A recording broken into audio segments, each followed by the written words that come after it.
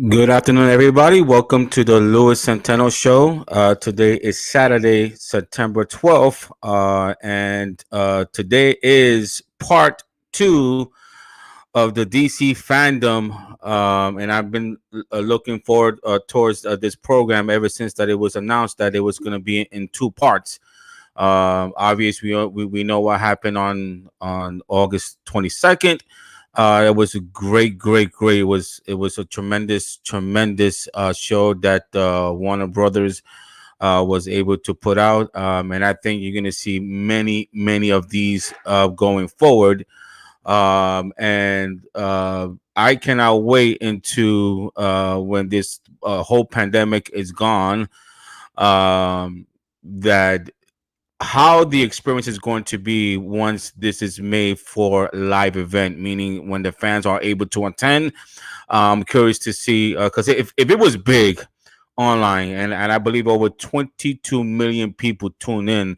I think Warner Brothers and DC are they hit a pot of gold. So I cannot wait going forward what this new event is going to bring towards us. So it's a wonderful day here in Tampa, Florida. It's a bit overcast. There was some light rain. And when you live in Florida, this time of season is hurricane season. Seems like it rains minimum one time a day, if you're lucky. So, but we have a lot. We have a lot to. Uh, okay. Excuse me. Still getting. Still getting over this COVID-19. Although I'm thank God I'm okay now. But it seems like the cough is lingering. So it's a tremendous show today. I'm going to be bringing in a few minutes Lord Koj, who's going to be joining us, and hopefully a few guests that we invited. Hopefully they're able to attend. But today we're going to be discussing, obviously, the main topic: Ray Fisher versus the Warner Brothers situation. And I'm going to give my thoughts on it in just a second with Lord Koj, and obviously we're also going to discuss um, what's going on with DC Fandom Part Two. Some of the rumors that we're hearing. This is the far part doing shows where we could get together and we could discuss the possibility of rumors and so forth. I mean, this is fun. I saw Chris Wong video the other day how they could incorporate Man of Steel 2, and I thought it was greatly done. He explained it. And I'll give you my thoughts where I think it's going to be I'm headed to. So, obviously, the main topic we're going to start off right now is obvious the Ray Fisher situation versus Warner Brothers. I Last week I did a show. Obviously, I went on a rant. To me, that was my best rant. If those who haven't seen it, you may want to catch it. I gave some information. I gave some things, that I heard, a long time ago. Obviously, when you hear rumors, you gotta be careful. What you say and so forth, because rumors are rumors. But uh, when Ray Fisher came out, obvious we started to see that there was a lot of truth to the rumors that I've heard back in 2016. Now I'm just a little old guy with one missing source, so if I heard those rumors, I can imagine the people who are more connected, what they heard, and you know, and for those who are going to defend Jeff Johns, when the stuff gets out, it's not going to look good for you. So I don't understand why Warner Brothers are going this route. It seems like more actors and actresses are coming out in support of Ray Fisher, which doesn't bode well for Jeff Johns and doesn't bode well for Warner Brothers. The longer this goes, and the more actress actors support Ray Fisher, And God forbid if we get those staffers and those interns back up what Ray Fisher is saying, the longer it goes, the more Warner Brothers holds out. It does not look good for them. It doesn't look good for them. Now, this is not questioning whether Jeff Johns is a good writer. I think a person who has a neutral take on it, like myself, we all know how he's a great comic book writer. That's no dispute. But the argument that I'm hearing for those who support Jeff Johns is that he's a good comic book writer. Are you going to get rid of him? Well, just because you're a great comic book writer doesn't give you the right to mistreat people, doesn't give you the right to do things, the stuff that I heard. I mean, what you're saying is that basically he's above the law. It's basically what you're saying. Because he's a great comic book writer, he could do whatever he wants. And that's not what it's all about. I mean, if you want a great comic book writer, why not take the young writers and develop them? There were great comic book writers before Jeff Johns, and there will be a great comic book writer after Jeff Johns. Just like the game of basketball. When Wilt Chamberlain came along, nobody thought there would be none like him until Jerry West came along. Then nobody thought that he would be like him. Then Bill Russell, obviously Bill Russell was there. And people at that time thought that the players were not going to get better. Then came a guy named Kareem Abdul-Jabbar. Everybody said there will be no player like him. The NBA wouldn't survive without Kareem Abdul-Jabbar. Then you have Magic Johnson. Well, he's a 6'9" freak point guard who does everything. Then came along Larry Bird. The league, obviously in the 80s were the Celtics and Lakers. And then when they were getting old, they were asking, where does the league go from there? Then came, arguably, in my eyes, the greatest basketball player of all time, Michael Jordan. Then people were wondering where the league was going to go. Obviously, you had the Shaq and Kobe, and then came LeBron. So what I'm trying to say is that in any business, in any line of business, you're always going to have great writers, great players, or whatever. And you cannot keep Jeff Johns on the payroll or in the company just because he's a great writer. Basically, you're saying that he's allowed to mistreat people. He's allowed to talk to minors. He's allowed to ask for sexual favors. He's allowed to mistreat the cast. He's allowed to threaten the actress and actress' career because he's a great comic book writer. That's basically what you're saying. That's basically what you're saying. And that's wrong.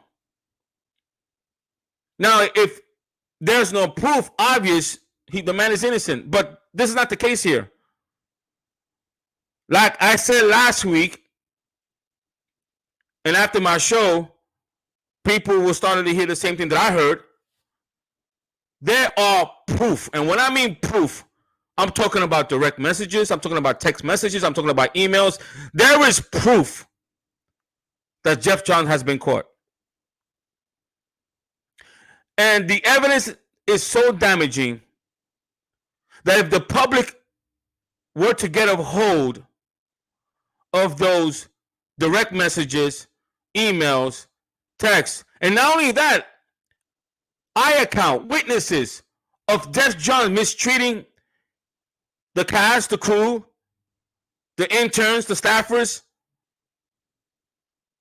I mean, it's one thing having one or two people make up things about a person. It's one thing. But when you have countless of people backing up what Ray Fisher is saying, and let's not forget, folks, And again, I'm going to bring Lord Coach J just a second. I see him backstage, so give me a minute. But when you have Diane Nelson state that she's not a fan of Jeff Johns, it makes you wonder, what did she mean by that? Or what she meant by that? Because obviously cannot be because of his work. He's considered by a lot of folks in the industry and outside the industry a great writer. No one disputes that. No one is disputing his work. No one. Not me, not anybody. Ray Fisher's not even disputing his work. What he's disputing is his character. So what did Diane Nelson meant by that? And it makes you wonder the real reason why she was let go. It makes you wonder the true reason why she stepped down. I don't think she stepped down. It makes you wonder. And the longer this drags, the longer it goes, the one who's gonna really lose is not Jeff Johns, because we all know eventually what's gonna happen. Eventually what's gonna happen is that Jeff Johns is gonna have to move on. And when I mean move on, he's eventually going to step down. Because that's the way it always goes. But where is Ann Chernoff? Where are you, Ann Chernoff? Your company is dying, begging for someone to rise above the hate, for someone to rise above this and be a leader. Show accountability. Was your mission statement a lie? Was your mission statement that you put out was just a spiel, just for the public? Or did you mean that, Ann? Did you mean that when you say you were going to hold every employee accountable, did you mean that? Because if it's proven that you know what's going on and you keep Jeff Johns with the allegation and above all, the proof that he's guilty, and you allow him to stay there, I'm sorry, you're just as worse as he is, because you are enabling someone to mistreat the cast, and above all, mistreat the woman. You are a woman. You were both there for a reason. I mean, you have Hollywood that likes to lecture the public about certain rights, women rights, which I'm for. But when it comes up to put up and shut up, you don't put up, you shut up. Where is the accountability? Where is the accountability? Now we have Jason Momoa, who backed up Ray Fisher, and he's a A-lister. So for him to back up Ray Fisher, for all those folks out there who are naive, who thinks that Jeff Johns is innocent, why would Jason Momoa risk his career if it was not true? Use your noodle, folks. Then yesterday you had Iris West back up Ray Fisher. Well, Lewis, she wasn't part of the reshoot. If this was going on for a long time, if Jeff Johns was mistreating the cast and crew, it didn't start with the reshoot. It started before the reshoot. This thing's going on. I mean, you want to know about his character? Why don't you ask Jeff Johns' ex-wife? Oh, she'll tell you about his character. So I'm going to bring in Lord Koja right now to this discussion. And it looks like I'm on part 2 of my rant. Thanks for having me. My rant.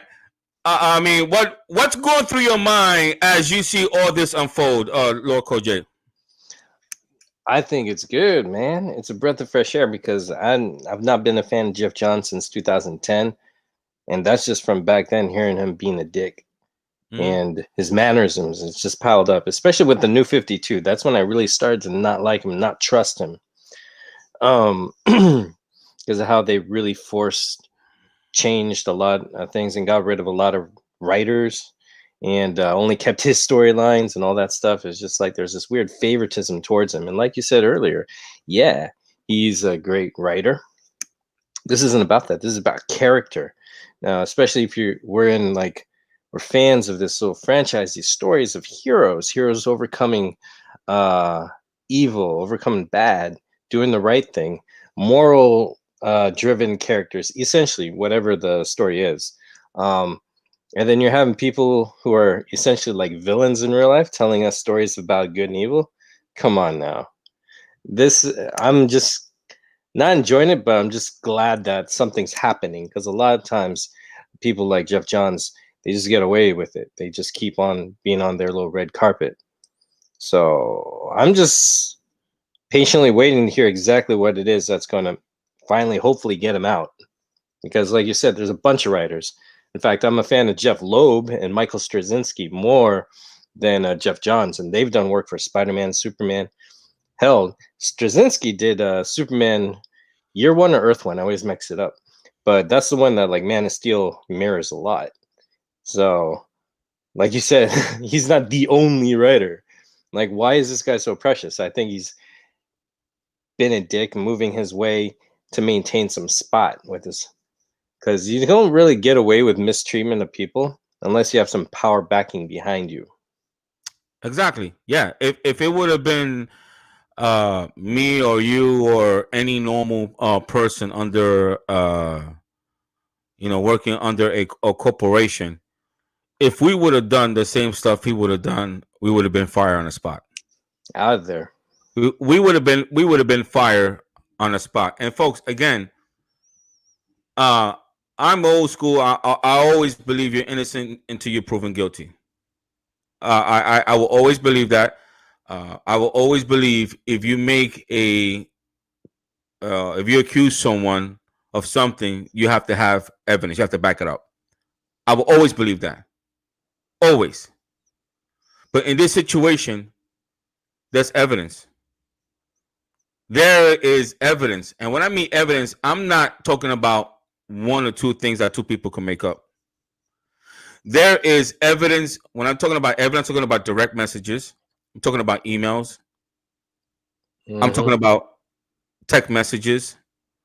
I'm talking about eyewitness. Seeing this man not only mistreats the cast and crew, this goes beyond the cast and crew.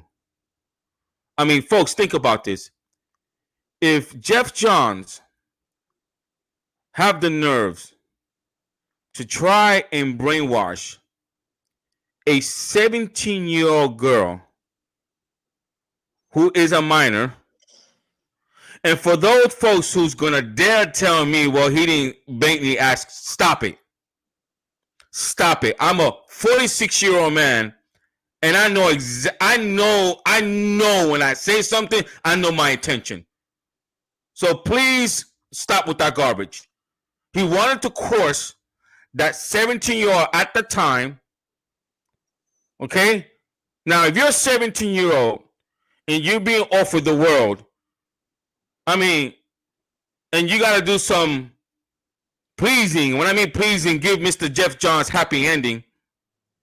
If you don't know what happy ending means, just Google it. Okay? Urban Dictionary. Uh huh. Google it. Now, if he was doing this or tried to do this to a 17-year-old girl, use your noodle. You don't think that man in that position, in that authority, in that power, wasn't doing it to interns? Example given: Bill Clinton, Monica Lewinsky. You don't think he was doing it to staffers, low end staffers, promising them to move up in a company if they do some privilege favor? So this goes beyond the cast and crew. I think Ray Fisher speaking up opened a lot of can of worms for Warner Brothers. Now it opened up. Now Ray Fisher has given a voice to the people who wanted to speak, or to the people who has spoken and was let go because they spoke. They made a complaint to HR. Now is the time for you to speak up. For the women, do not wait 15, 20, 25 years to speak up. I mean, what breaks my heart with the Harvey Weinstein is that if these ladies would have reported from the beginning, they would have saved a lot of females. I mean, they would have saved them. But the only way you put a stop to this is that you speak up now. If it's true. If it's true, and if you have evidence. Now, don't go making up lies. Don't go making up things because you don't like the guy. I don't agree with that neither. Mm-hmm. Because then you devalue the true victim here. So if you are a true victim, speak up now. Put an end to this. Because it give good guys like myself or like Lord Koj. Sometimes we get lumped into those.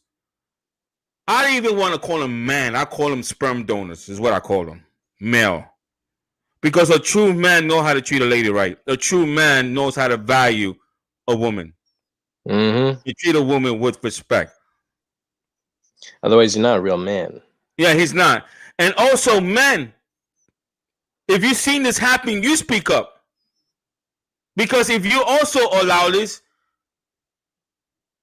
you're also guilty as well.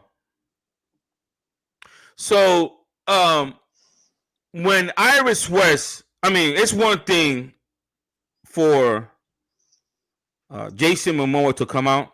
He's the type of guy that the guy in a good way is crazy. He doesn't care. I like him. Yeah, he doesn't care.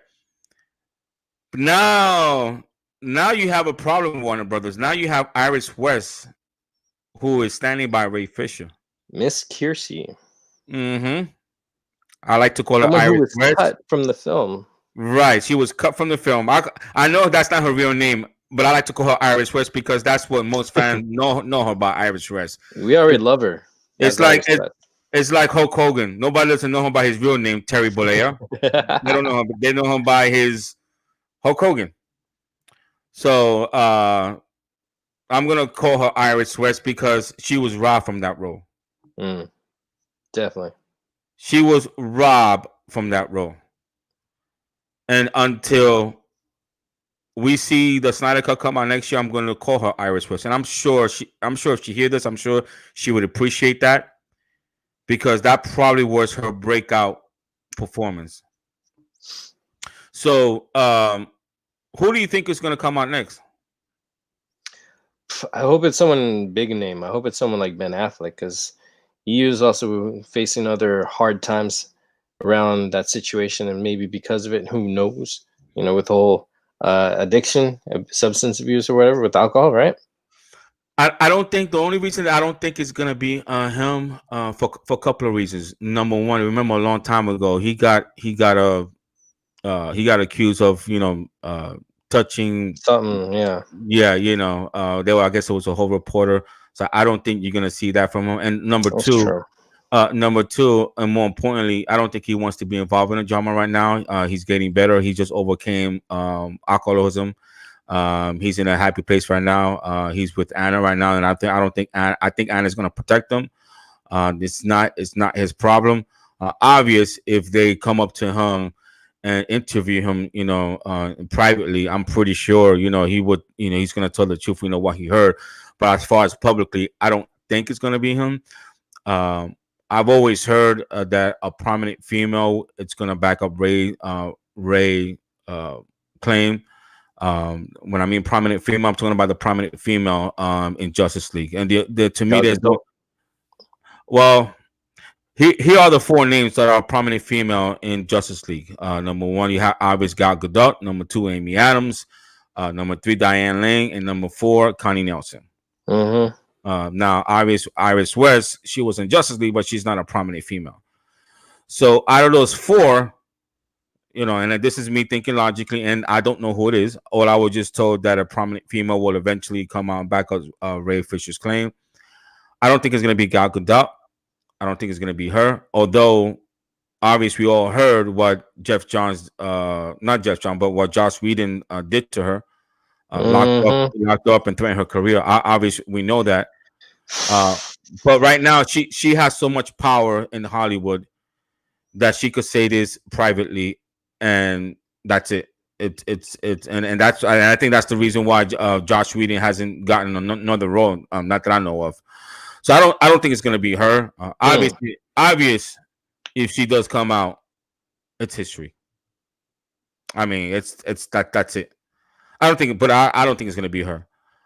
I think it's gonna be her only because in some interviews, even with Wonder Woman, people were asking about Snyder Cut and stuff. She kind of has this bite lip reaction on her face. And Yeah. it feels like there's more to the story. Oh, absolutely, Where she knows. absolutely. Although she will have the most power out of the four, when I mean power, I'm talking about if she ever backs Like up her influence, claim.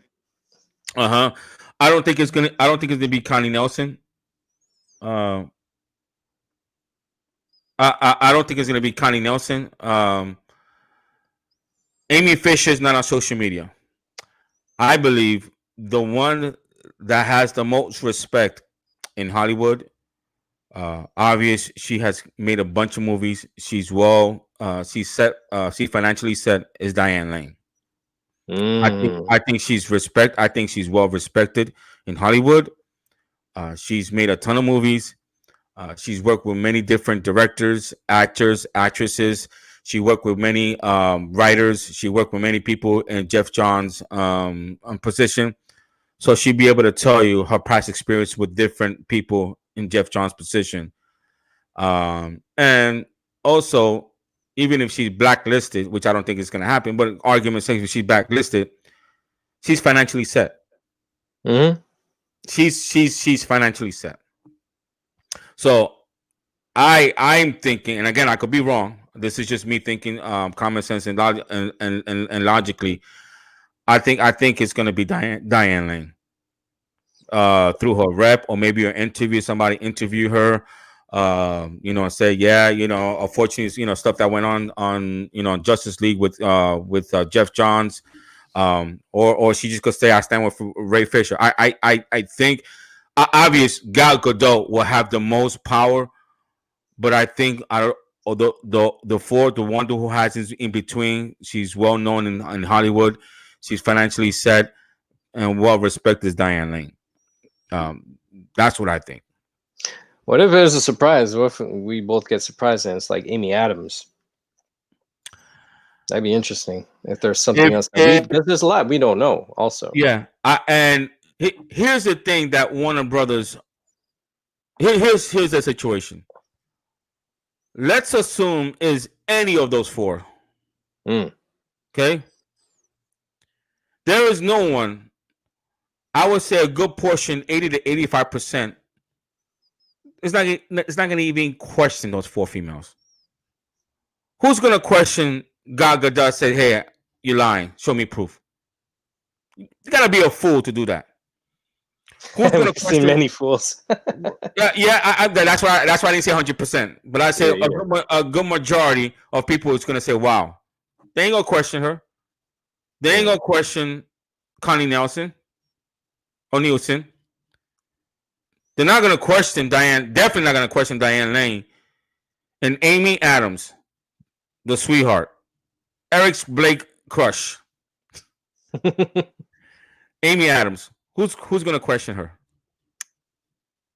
I mean, the majority of the people is not going to question her. Great question. Reese 75. Do you think Gal's stunt double for Justice League will make a post about standing with Ray? Didn't she say something? Isn't her name Catalina? I can't remember. I have to look it up. I thought she did already. I honestly thought she did. So I mean, but obvious she was involved.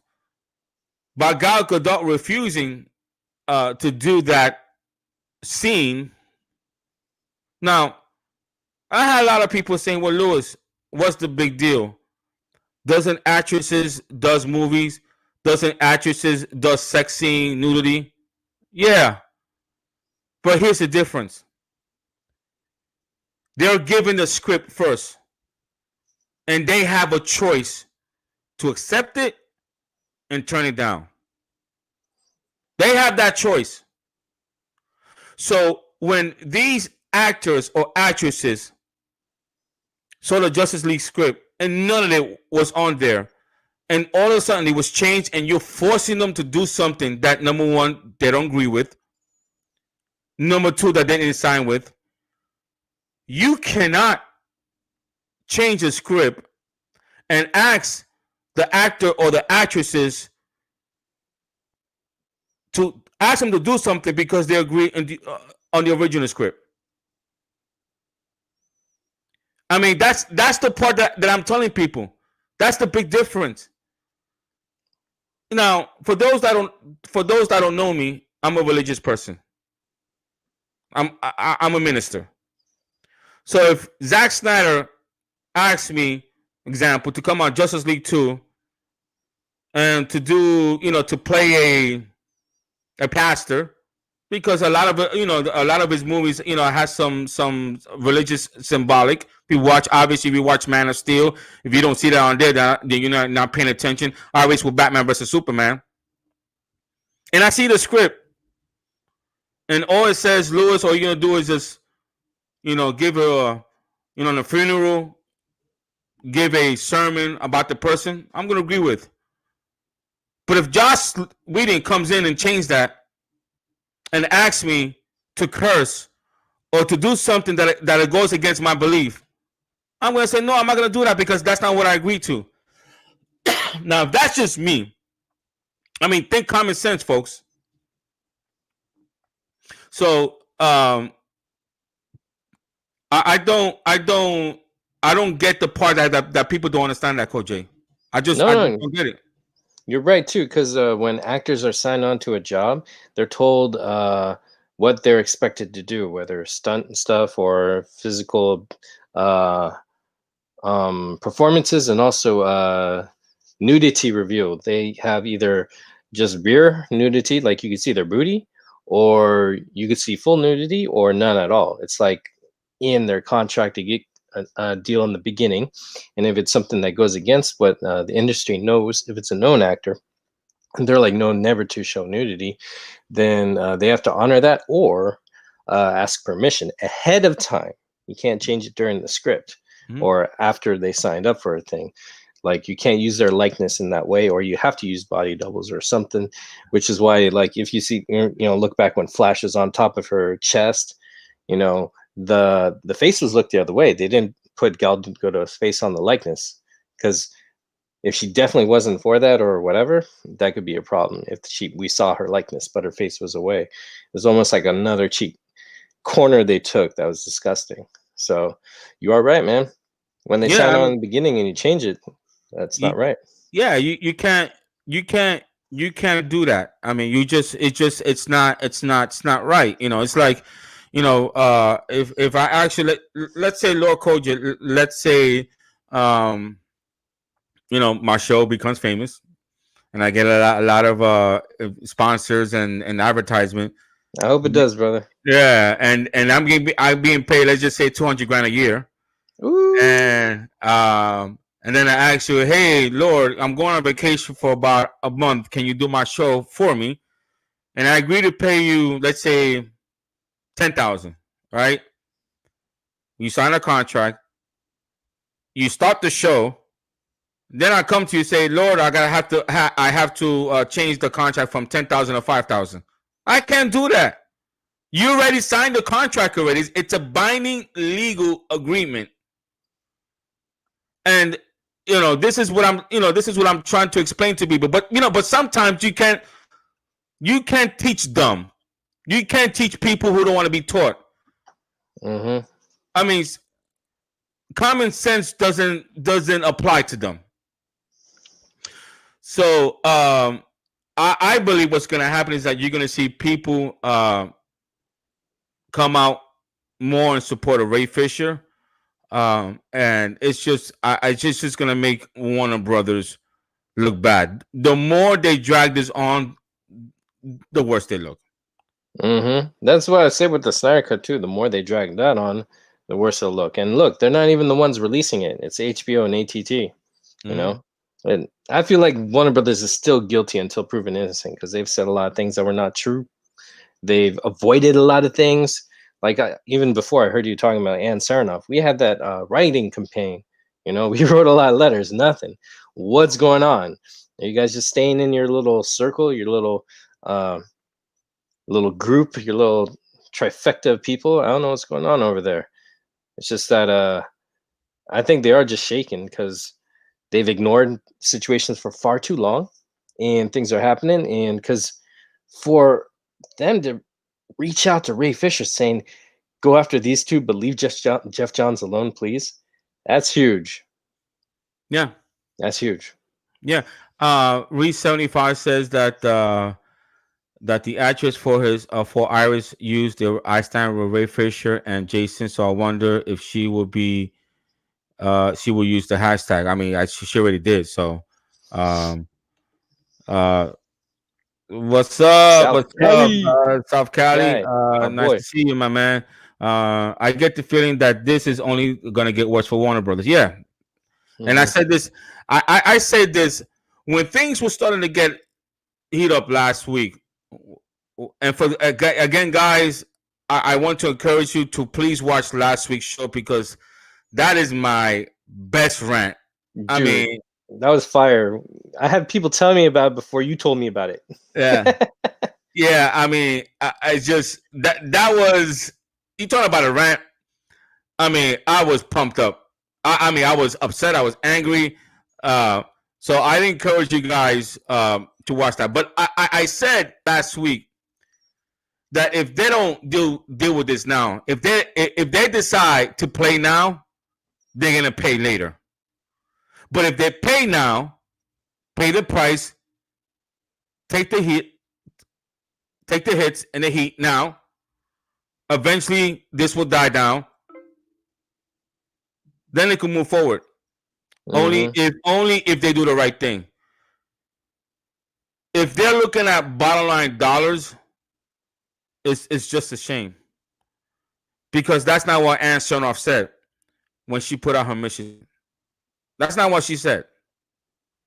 That's not what she said. I mean, think about this, guys. If the prior CEO stepped down because of sexual misconduct, do you think he was the only one doing that? I mean, think about that. He was offering females role in movies and asking them to sleep with him. Okay? You, if you think he's the only one that was doing that, then you're blind. And folks, I'm telling you, I've heard Jeff Johns did the same thing.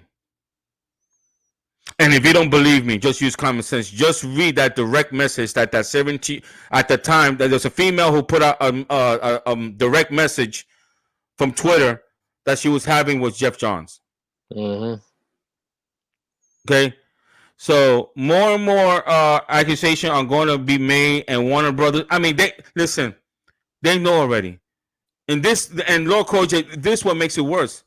You don't think they don't know? Yeah, the worst thing is I think they've been known, dude. Because check Yeah. it out. I think they're trying I think they're freaking out with like if they've practiced protecting such people for a while, I think morality coming into their head is probably a new thing for them, maybe. So that's probably hard for them. But I'm wondering if they are trying to, you know how some people are like, oh, he's Jeff Johns, he's a great writer. You can't just fire him. You know, it doesn't matter if you're a great writer or whatever. If you're a jerk, cruel, mean, inhumane, a bad guy, you don't deserve to be there. In any other workplace, we have, people get kicked the f out.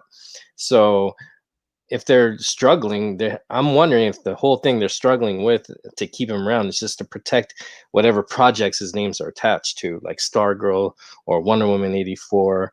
I think they're afraid of a financial whiplash, which they should be more concerned about the morality behind it instead of the money loss. That's what makes me still worried that they're still on the bad end. Like they're not the ones who are releasing Snyder Cut. This other group is, and I feel like the factions that are against Snyder Cut and are still practicing these bad situations, they could be like, all right, we lost the Snyder fans. They're getting their own thing. We're going to keep doing our own story and production and style, so we can keep doing where we'd like to do, how we like to do it, in the place we like to function. Right. No, I agree. I really, I mean, you said it perfectly. Re75 says that I just made him wonder if the Priest and Man of Steel and the BVS isn't Zack Snyder Justice League. Well, it depends. Does Clark Kent go back to him after he resurrected? We don't know. Yeah. I don't know. I do know if Zack Snyder does get to finish his Fire Story arc or whatever, or they decide to expand it. Whether I believe he's going to be at the end now. Obvious, we didn't. The public at the time when we were fighting for the Snyder Cut, obvious Zack Snyder told us what was his vision. Mm-hmm. I'm wondering right now, if they allow him to finish his 5-story arc, is that going to change? Meaning the ending. Because remember, Zack Snyder, he likes the element of surprise. Mm-hmm. So when we watching the movie, we're expecting Batman to die because he already told us, and I don't see that happening. I see probably that. Remember that Jim Lee storyboard of like the end, and you see Batman, Cyborg, and Flash, or something, and then there's like some broken down building, and Batman's still there, and it says the end of part 1 or something. Because I think Batman dies in the part 3 if they go that way. That's just my educated guess. But I think if we see that specific ending, we will know a part 2 is on the way. Yeah. Well, no, I'm 98.9% sure knows we're getting part 2. I feel that too. I feel that. We're gonna get part 2. And this is why the whole notion of Ben Affleck, he's only doing Flashpoint, and that's it, doesn't make sense to me. I mean, those are the same people. The people that are stating that Ben Affleck is only doing one and done were the same people that said that he was never coming back. I don't want to hear from you. I mean, I don't want to hear from you. Now, if you say your opinion, you believe, that's okay. But to report it as an actual fact, okay, that he's one and done, and you're not even using common sense. Now, why would Zack Snyder agree to do Justice League 202 without his Batman? Those same people that say that Michael Keaton is going to take over Ben Affleck, why would Zack Snyder, and this is no offense to Michael Keaton, accept another Batman that is not his?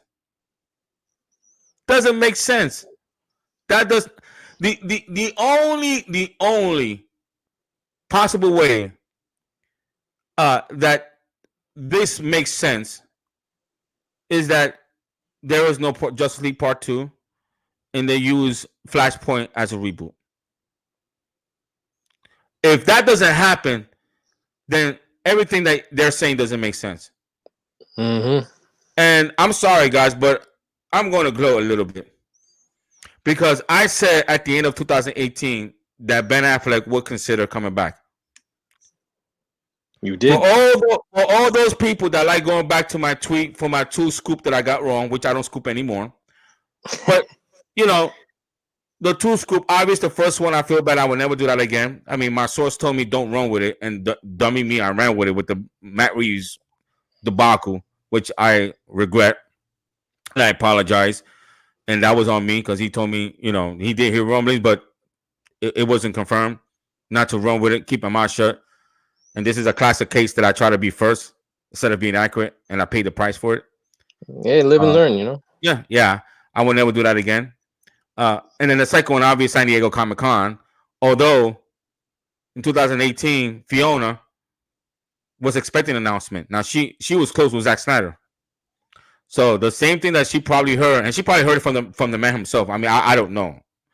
Uh, I that's what I was hearing. Now something did happen in November. I did get that scoop right when nobody else did. I was the first one of the first one. I believe I was the first one. Don't believe me? Go watch a couple of videos. Of insiders stating that they were shocked I knew this. So for those that like going back to my only two scoop that I got wrong, go back to 2018 when I said that Ben Affleck would consider coming back only under Zach, only to finish Zach's vision. Okay. And I also was the one that said in December of 2018 that Jason Momoa was going to help fight for the Snyder Cut. Obviously, we all know he was a big proponent of that. He was outspoken. I mean, back in March, go look it up. Guys, look it up this year. March. I said that Wonder Woman was going to get pushed to next year. I said that. It's damn near close. What, December 25th? December 25th. I said it was going to be moved from June to later. Check it out. It's in March. I said, and I don't remember the exact quote, but I said that I was hearing rumblings that Wonder Woman's release date of June 5th was going to be moved towards the end of the year, where it went from October to December. As a matter of fact, I want to be accurate, I says either towards the end of the year or next year. Well, it got moved twice. Got moved to December 25th. Basically what I said. Oh, but you know what, Lord Coach, you know what they're gonna say? Well, it's obvious because you have coronavirus, and and anybody could have predicted that. All right, so if anybody could have predicted that, then why nobody did? Why nobody did? If you're gonna tell me that anyone knew that, then why you didn't say it? Oh, Lewis is just a lucky guess. Well, you know what? If I don't know, Lord Coach, but if I get 10 lucky guesses right, aren't you gonna either think, man, he's either psychic, or which I don't believe in that, or he's he predicts very well, or he knows something? Eventually, you're gonna have to start giving me some kudos. You don't think? No, I think the force is strong with you, man. So, yeah, I trust that that gut instinct. Yeah, it's in the right place. Right, and I think for people to ask Patty Jenkins to release that on video on demand, it's asking a lot for Patty Jenkins, and I understand her not wanting to release it on video on demand. It's a hard pill to swallow. This is what really made her name, and to ask her to release something that she has so much invested, these staffs, obviously got good out. It's not easy. And I don't blame them if they want to wait. And as a matter of fact, you want to hear my what I would do if I was Warner Brothers when I would release Wonder Woman 84? I would release it next year of June. The original date that they have the Batman is the date that I will release it in next year. Do you think that would be before or after Snyder Cut release? Great question. When you hear so many stuff, it's just right now. I'm hearing. I heard Easter. I heard July 4th weekend. Obviously, and I heard September. I can't tell you because I don't know. I hope it's soon. When it goes later down the calendar, I just don't care anymore. I'm like, why do this to me? Yeah. So guys, so this is why when you hear so many stuff, you don't run with it, because when you hear different people saying different days, the tricky part is saying what you heard, because it could be changed. This, I mean, look how many times Wonder Woman 84 has been changed. Mm-hmm. I mean, I think I responded to Chris Warren yesterday. Can you imagine if Wonder Woman would have been released November 1st, 2019, as it was originally scheduled to be released? They would not be in this situation. We just don't know the reason why it was moved. I always thought it was moved because the Snyder Cut was gonna be released in November. That's what I heard a long time ago. Obviously, it didn't happen, but we don't know why. The reason why it was moved. It could have been moved because they did some reshoots, behind the scene. They didn't want nobody to know. We don't know. Yeah. No one doesn't know. So, but I would really. That's a great question, though, Coach. I don't. I would think if I Warner Brothers. Okay, so Batman's coming out when? The Batman. It was Isn't moved that from June. October next year? Something like Is, that? is that where it was moved? October. I have to look again. I'm not sure. Okay, so you have three movies coming out next year. You have the Suicide Squad 2, right? Mm-hmm. Uh, let's just assume that Wonder Woman is released next year Okay. because I believe November 25th is a placeholder. Mm. I think it's gonna be moved again.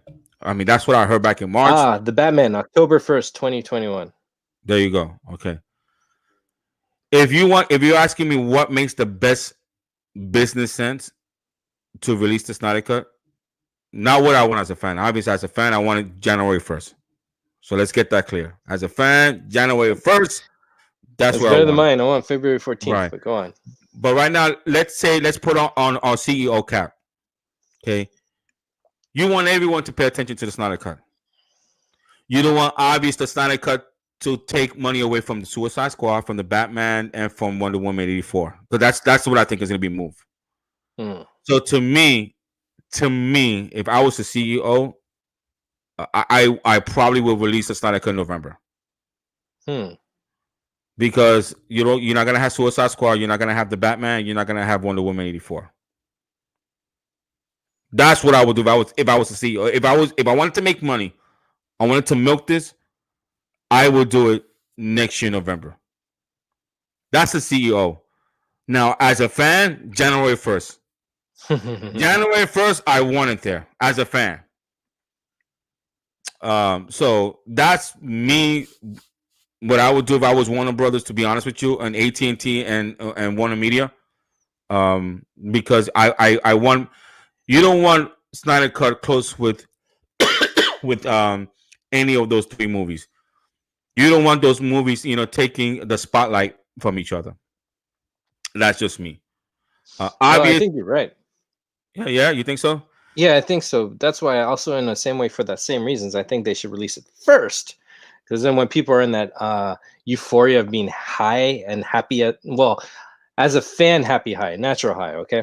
Mhm. And when you're in that euphoria, you're like, dang, you're just so happy. All the, if you're in any kind of boycott mode in your mind, it would probably subside because you got what you want, right? So I think that they'd be like, so I know I would be so happy. I was like, all right, I'll watch that. Let's bring it on. I'm just so happy right now. Now, if by This is a miracle, thought. yeah, it is. Now, but if by But miracle yours makes chance, sense too. yeah. I mean, I just sometimes, folks, you don't even need a source. Sometimes you just need common sense. To be honest with you, but let's just say miracle chance. Let's just say that Wonder Woman happens to be released December 25th. Let's just say, argument's sakes.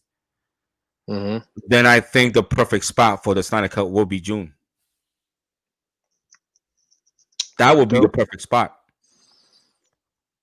I mean, you already passed Suicide Squad. The Batman, which has nothing to do with the DCU, is in October. To me, the perfect spot would be June. If Wonder Woman is released in December. Again, I don't think so. I've always was told that it was going to be moved towards the end of the year and possibly next year. And now when folks, if it was going to be released this year, they would have released it October 2nd. They released, right now they moved it to December 25th. To me, that's a placeholder. I I believe agree. Yeah, I believe that it's going to be next year. And if I had to take a guess, maybe June. Because first of all, Wonder Woman 84 was supposed to be released June 5th this year, and then next year they have already a date that was originally for the Batman that they could use that date to release Wonder Woman. So that's what I would do. That's a great question. Um, didn't Jeff Johns sleep with interns? I hope not. Uh, Again, guys, I'm going to give you the clue. If the former CEO stepped down due to sexual misconduct, and go read that story what he was doing, he was not the only one. He was not the only one. Okay, so you don't need me to tell you that. Just use common sense here. Um, so what Especially seeing happened? how they ride or die for each other. Oh yeah, yeah, absolutely. What happened to Junkie XL panel? Oh my God, did DC fandom already start already? Yeah, it did I think already. it has. Yeah, yeah, man. I don't even have my TV on because I can't do a long show today, guys. I did 6 hours, bro. Did you hear? I did 6 hours August 27th. No. Yeah, I did my show for 6 hours, bro. 6 hours, so no one could question my commitment to the Snyder Cut movement, to the DC fandom. I mean, I was 6 hours, bro. I did a 6 hour show, bro, and it Oh was man. awesome. Yeah, I had Dingus bring us in my first hour. Then I'm not sure if you know, I had two Fox News reporter on my panel on my show. All right, all right. Yeah, yeah. I had two Fox News reporter, and I thanked them, Ryan and Taylor, who joined me. Then I had AC. Who else did I had? I had Ashley West. I have I knew about that one. Wow, I didn't think it was all in one show because I'm yeah, always no, yeah, paying attention yeah. to the I time. did it. I had only I had Film Gob with me. All Uh, right. yeah, I had that, and then I had at the end I had Will Rollins, and then I had a new convert. I converted someone to the Snyder Cut movement. They actually joined me. Yeah. Yeah, so Someone got to um, wake up. right. So now let's go ahead. Enough of that. I think we spent a lot of time on the Ray Fisher and Warner Brothers situation. I'm sure we're gonna talk about more. I'm sure more stuff is gonna come out. So I'm sure of that. Now, what are you expecting today as far as part two? Honestly, I just want a cut announcement. Is that okay? Is that what you're expecting, or is that what you're hoping? More honestly, technically, more hoping. I Hoping. don't know if I'll expect it right now because I really don't know. Because again, back to Warner Brothers trying to put Wonder Woman 84 out before Snyder Cut. It seems like they really want it out before Snyder Cut. So I'm wondering if they are trying to if they're playing the game or they're in the philosophy of where they don't want one movie to overshadow the other one, especially if Mhm. they're like polar opposite or in some weird competition where in my opinion they're not. But some companies don't want to have one thing like overshadow whatever is similar to something they want to promote. You know, like Disney canceling so many films from 20th Century Fox or whatever when they bought rights and stuff. So they can control what doesn't overshadow their stuff, their content. So I think maybe any air cut might happen after Snyder Cut success, or if they do want to roll with it, because David Ayer has been vocal about it, it'd be nice to hear it. It So would. yeah, more of a fan. Hope. Yeah, yeah, it would. And also for those people who planning to boycott Wonder Woman 84 because of Jeff Johns being a producer. Um, I understand your logic, but I disagree with it, and I'll tell you why. Because you're hurting Gal Gadot. She had nothing to do with what was going on, and remember, she was the victim. Hmm. She was the victim. So how is it that you're gonna hurt her, boycott her movie when she was the victim in Justice League, and you don't know whether she already cooperated or not? Uh, You're hurting her, and I get what you guys saying about Patty Jenkins, her being a woman. If she know that um about Jeff Johns, I mean, it shouldn't be up to Patty Jenkins. It shouldn't be up to Gal Gadot. All Patty Jenkins wants to do is direct a good movie.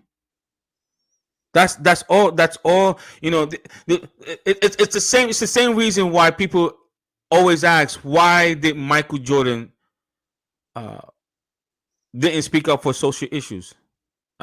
You know, at the time when he was playing, and they asked him that because he said he wanted to focus on his career.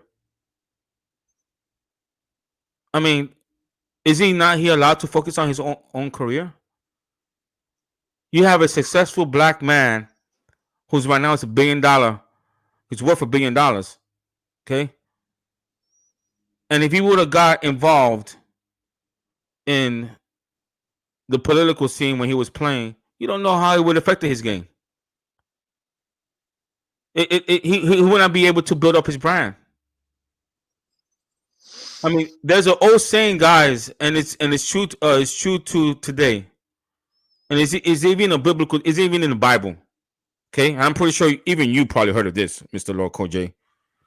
There's a Maybe. time for it. There's a time for everything. There's a time for everything, folks. So I'm sure when the time is right, Patty Jenkins is going to speak up. I'm sure when the time is right, Gal Gadot is going to speak up. But they're not in the position to fire Jeff Johns. I mean, if I'm directing a movie and I'm a director and I know about Jeff Johns and I know the studio knows about him, why I'm going to waste my energy and time to speak about something when they already know they chose to keep him? See, that's the type of guy I am. Mm-hmm. If I'm a director and I know about Jeff Johns and I know the studio knows, why I'm going to put my energy, my time and energy to something that number one, I have no authority to fire him, and number two, if the studios wish to keep him, that's not my problem. That's their problem. My main focus is to do a good movie. That's my main focus, to do a good movie. And Gal Gadot, her main focus is to be the best actress that she could be. Exactly. So to put this on her, to boycott her movie, I disagree with you. You should go and watch the movie and support Gal Gadot, who Zack Snyder cast as Wonder Woman. By boycotting, you're hurting her. You're hurting Gal Gadot. And don't do that. There's other ways that you can impact. Let your voices be heard, like what we're doing right now. Us YouTubers who have a platform, speak up on it. Everyone that has Twitter, tag Warner Brothers, speak up. That's how you make a difference. Well, Lewis, you know, but we have to hit them where it hurts, in the money wise. Agreed. However, by doing that, you're hurting Gal Gadot. By doing that, you're Also, the hurting. numbers don't even prove that they help. Like even like the success of Birds Yeah, of Prey, they still went behind it and pushed it forward. They have something else. yeah. So numbers mean something totally different to them. And I think voices are more powerful than numbers anyway. So if anyone wants to say anything, I agree with you. Use your Yeah. I mean, platform, use look, whatever account you have, whatever creative means you have, voice this awareness of what's going on and what we can't stand for. right. And guys, listen. I'm not trying to say that hitting them in the wallet doesn't help. Money is always the factor. Hmm. Don't get me wrong. Bottom line, money is always a factor. I get that. You know, in reality, you know, when a company is being hit financially, they do something. However, I'm asking you, with that same mentality, if you're gonna hurt them financially, you're hurting Gal Gadot, and she didn't do anything to us. She was a victim. So please go support Wonder Woman 84. Go watch it. Um, myself, I'm gonna, eventually gonna watch it. I'm definitely gonna watch it. I'm gonna buy the 4K DVD player. I'm because I'm doing it for Gal. I'm doing it for her. That's why I'm doing it for her. So, you're hoping that the air cut will be announced today. That's what you're hoping for? That's my Uh, biggest hope, honestly. right. I'm the reason I'm not paying no mind to the air cut because I know it's going to be eventually be announced. So I that's feel why I'm that not too. right. That's why I'm not really paying to my putting my energy forth because I know it's going to be announced. What I'm wanting and what I'm yearning for is another Superman movie. Another standalone Superman movie. That'd be great. Another. I only got one, brother. I know. We need that other. Yes. Warner Brothers. I mean, you're already in hot water already with the whole Jeff Johns debacle. Can I get a Superman movie? Can I just get a Superman standalone movie? One. I'm just asking for one. Not three, not four, not five. I just want one Superman standalone movie. When I mean standalone, I'm not talking about Batman versus Superman. Although that was a great movie, that's my favorite movie of all time, the Ultimate Edition. I get it. It's supposed to be Man of Steel. I want a standalone main focus that my Superman, Henry Cavill, is on there. Can I just get one? And Uno. I want it to be epic too. Like bring in Epic. Brainiac. I'm sick of people saying Brainiac is a Justice League villain. Nah, he's a Superman villain. Yes. Go big. Brainiac. Don't be shy. Okay, Brainiac. And if you want to bring in Kara, Supergirl, Yes. boom, there you go. Do it. That's That's our what I'm Kryptonian hoping Batman for. and Robin. That's what I'm hoping for today. Is to finally hear the news that I've been wanting and yearning for is another Superman movie. Now here's a question. Do you think we're gonna get a Ben Affleck Deathstroke? All right. I was thinking about this when you're talking about Ben Affleck before signing on, like he would not sign if this, and this. Now, a famous little thing to do is when you want to sign on an actor, usually you want to sign them on to keep them on project, you know? How Mm-hmm. long was Dwayne Johnson Black Adam for one movie or whatever, or X amount? Now, even back in the day for Mortal Kombat, was that they were casting that around what 1993, 1994. Anyways, they signed on the guy to play the lead character, Liu Kang. They signed him on for a 3-movie contract just so they could keep him in heaven there. They only went to the second one. Second one was Justice League, so forget that. But I have a feeling to sign on Ben Affleck to complete Zack Snyder's arc, that would be what? The Flash movie appearance, Justice League Part 2. Now, I think it's very popular to sign, if you're signing an actor for multiple films, you sign them on for 3. So what would a third one be? Batman Deathstroke. That'd be sick. Here's the thing. Ben Affleck knows what the fan is asking for. Mm-hmm. He knows that. He knows that. And John Campere, who I'm not a fan of, Yeah. okay. However, he said something interesting. He said that Ben Affleck met with Warner Brothers last year with Anson of the new management team. He met with them last year. Funny, who said that in the end of 2018 that Ben would consider coming back as Batman? Anyway, I don't want to bring that up again. But he, he met with them last year. Why would he meet with them if he was done as Batman? Mm-hmm. If he was truly done as Batman? If Ben Affleck was truly done as Batman, then why would the director of The Flash give Ben Affleck the script if Ben Affleck was done as the Batman? If Ben Affleck was done as the Batman, then why did Ben Affleck, number one, didn't say no, and number two, sat on it? If Ben Affleck was done as the Batman, then why did he say yes right away? think this started last year. I think it started with Warner Brothers telling, "Hey, we got new management. We're going this direction. This is where we're going. This is what we want to do." And probably Ben Affleck said, "You know what? I'm not gonna say yes, but let me see."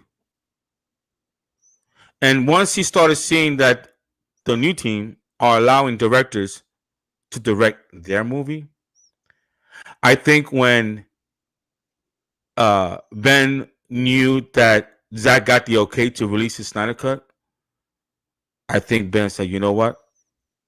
I'm gonna give you Deathstroke now." They already have a script. They already have a script already for the Deathstroke. Jay Oliva said it was the best Batman script he's ever saw. The best Batman script he's ever That saw. already sounds delicious. Right. Ben Affleck about 15, 17 years ago said that I forgot the word terminology that he used, but basically that movie was going to be made through Netflix, HBO Max, something like that. This is like 15, 20 years ago. This is Ben Affleck stating this. So I think what may happen is, and I've been saying this last year. Again, folks, thank God there's YouTube. You guys go to my video and you can watch this. I don't want you guys to say, well, Lewis just said that because he heard other people say. No, I said this last year. I think what's going to happen is that we get a Batman versus Deathstroke in the theaters, and towards the end, they do a post-credit scene, and then they're going to continue that story on HBO Max. Turn into a Games of Thrones. I think you have the best. I think you have the best of both worlds from there. You get you get the the cinematic movie in the theaters, and then if you want to do a spinoff with the same actress, the same cast crew as a mini series on HBO Max, I mean that's dollar signs right there. Man, I'm a genius. I'm a genius, man. I mean, I didn't go to Yale. I didn't go to Harvard. I didn't go to school for any of that. You know where I got this idea, guys? Common sense. Just common sense. I mean, so that's what I think. That's what I'm hoping for. And what you're saying is it's correct. I mean, again, think about this. If Ben Affleck agreed to do a Flashpoint, and Ben Affleck already knows that Zack Snyder is getting his Justice League 2 and 3. And Ben Affleck is on record stating that he loves Zack Snyder, that he will do anything for Zack Snyder. If he's doing, that's already 3. Flashpoint, Justice League 2 and 3. He knows the fan wants Deathstroke. As a matter of fact, I've heard people inside Warner Brothers who've seen the script absolutely love the script. Absolutely loved it. You're a Batman fan, aren't you? Yeah. Is that your favorite character? No, it's Superman, but it was Batman for a long time before him, so they're kind of like a yin and yang for me. Yeah, I like Batman's number one. I'm sorry, Superman number one, and Batman definitely number 2. Mm-hmm. Superman's number 1. Batman, obviously, you can see my 2 pictures of Batman back there backstage, guys. Obviously, see the doll, Superman doll, and the picture. So Superman's number 1. Yeah, Superman's number 1. Batman's number 2 for sure. So that's what I'm expecting today. Now, are you think Junkie XL may give us a little preview of his score of Justice League today? Yeah, I hope he does. That'd be nice, because then even on the trailer, we got a Zack Snyder song from one of his films, right? Hallelujah. We only got snippets and little teasers of what the sound of Junkie XL's soundtrack sounds like, and it reminds me a lot of BBS. So it'd be really nice to hear, like an actual track, Yes, absolutely. So, what else is in tap for today as far as a DC Fandom Part 2? Do you know? I'd have to check it out. Yeah, I've been, folks. I've been really, really busy. Obviously, I'm still getting over this COVID-19. And by the way, Lord Koji, thank you so much for the love and for the donation that you have given for my daughter. No, I said I'm going to keep donating until we make that goal as much as I can, man, because we're almost there. I Yeah, think just a few more um, bunch of donations. I think we can get our goal for your daughter. And yeah, I got you, man. I'm not giving up. yeah, man. Thank you, man. It's very humbling to know that there are people out there, contrary to what the media says. They're in the world. The quote of the quote of Batman versus Superman. Man, that's still good. It's just the reason that the world don't know about it because the media don't talk about it. You No, know. no. The media Oh, is trying to capture us all to be addicted to this and addicted to their crap. exactly. All I we don't. have to do is stop. If you want to see the monument of Superman, what he stands for, just look around you. It's each That's other, it. man. We gotta, That's embrace it. each other, help each other up. You know what I mean? That's it. I mean, I don't care if you from the left or from the right. The one thing that we can agree on is that the media, 95% is all negative, Mm. and me and It's like shock value. yeah, and unfortunately, negativity draws attention. Unfortunately, it does, and I think we all, including myself, sometimes fall guilty of paying attention to the negativity. But if we could just take our focus off that and pay attention to the positive and pay attention, the stuff that the movement was able to do. I mean, helping create as a suicide survivor myself, helping to create the awareness of people who suffer mental illness, who suffer from depression, and donating to the American Suicide Foundation in Autumn's name. That's I think that gets lost. I mean, even the Snyder Cut haters, is out there. They don't look at that. They don't look at the good the movement did, and it's unfortunate. It's unfortunate because when they were demanding for Star Wars, the cut of a Star Wars, I didn't see them raise money for any type of charity. I mean, when the Tom Holland's appeared that he was done as Spider Man, because Disney and Sony couldn't agree on, all those Disney fans were demanding for him to come back. You didn't see them donate to charity, none whatsoever. Um, I thank you. I really do, man. I really appreciate it, especially the time now that although we're no longer COVID-19 positive, we're still feeling the effects, man. I don't wish on anybody, man. If you only knew, man. I mean, um, I didn't lose my taste and smell, but my wife did. Mm. Um, I uh, hear try ginger shots. It might help your immune system boost back up. well, I'm taking vitamin C. I'm taking vitamin D. I'm Yeah, but taking. try those ginger shots, like a Okay. smoothie parlor or whatever. Yeah. I heard on a certain Go Deep episode. A lot of There people, some you people go. are Nice trying it. plug in. Yeah, it's boom. Mr. West Boom. Ashley, got you, Yeah. bro. Yeah. There you So, go. no, but for real, try ginger shots, and I've done them before in the past, and they really open you up and help your natural immune system kind of get a wake up call and a boost. So just try it, see if it works. It's not a remedy, but it might help. Guess who we Oh, have on? Hey, my what's better up? half. What's up, my brother? No homo. Aye. What's How up, you doing, my guys? man? Shit, I'm chilling. I'm a little bit high, but I'll be all right. I'm dentist high, so I'm not Yeah, medicated high right now. we were discussing the beginning of the show of the Ray Fisher and Warner Brothers situation. How I'm not sure whether you saw my video last week. To me, that was the best epic rant I ever. Yeah, I was gonna say the one that you ranting, right? I think I Yeah, Yeah, watched last week, right? the majority of it. yeah. I mean, it's just I mean the garbage that Warner Brothers tried to do to Ray Fisher. I mean, to me it was just I got angry because they don't need him to investigate. If they number one, I believe they already know. But let's just Yeah, say they're complicit yeah. and they don't know. Let's just say that, okay? Which is to me, to me is hard to believe. They don't need Ray Fisher. All they gotta do is just ask those interns and ask those staffers and ask the cast and crew. That So is true. if they want to find out the truth, they don't need Ray Fisher. that was an attempt to assassinate his character and to end his career. And you know what? Basically, what Ray did, what Ray is doing right now, Ray's basically telling Warner Brothers, "Hey, Warner Brothers, I got here without you. I don't need you. And if I don't have my career, I'm making a life without you."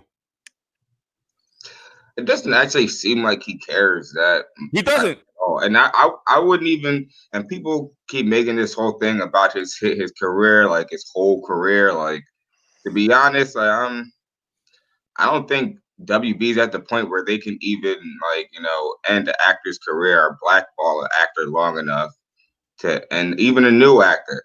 Like, every actor that they try to blacklist in Hollywood always bounces back, unless they die. They even tried to blacklist Keanu Reeves. It did not work. They tried to blacklist Joseph Gordon-Levitt. He was just in a movie this year. Like, so a studio can stop working with you, but that doesn't mean that other studios are going to stop giving you work. That doesn't mean that other independent filmmakers are going to stop giving you work.